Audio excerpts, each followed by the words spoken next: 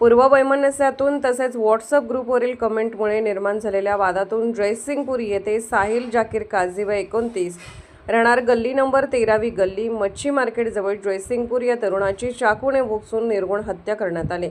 गुरुवारी दिनांक 21 दुपारी 3च्या सुमारास पोस्ट ऑफिस लगत ही घटना घडली।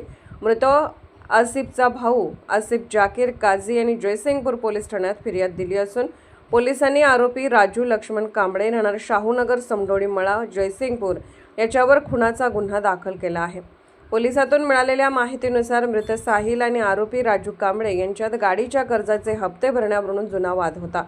याच वादाच्या पार्श्वभूमीवर व्हॉट्सअप ग्रुपवर काही कमेंट्स करण्यात आल्या होत्या।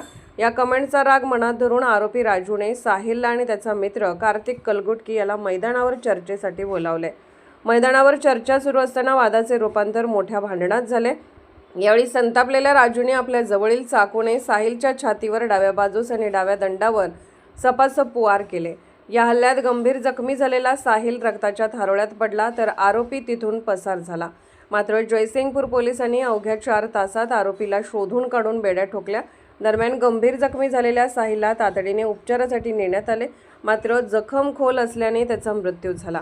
घटनेची माहिती मिळताच जयसिंगपूर पोलिसांनी घटनास्थळी धाव घेतली। पोलिसांनी या प्रकरणी भारतीय न्याय संहिता 2023 चे कलम 103(1) नुसार खुनाचा गुन्हा दाखल केला आहे। दरम्यान जयसिंगपूर पोलीस ठाण्याचे गुन्हे शोध पथक तात्काळ कामाला लागले।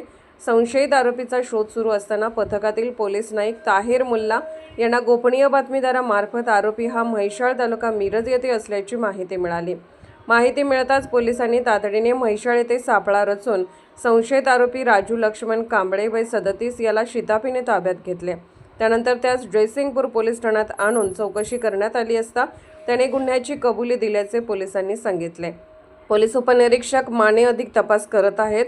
भरदिवसा घडलेल्या या खुनाच्या घटनेने जयसिंगपूर परिसरात भीतीचे वातावरण पसरले असून गुन्हेगारावर कडक कारवाई करण्याची मागणी नागरिकांमधून होत आहे। मराठी एस न्यूजसाठी जयसिंगपूरहून संदीप अडसोळ।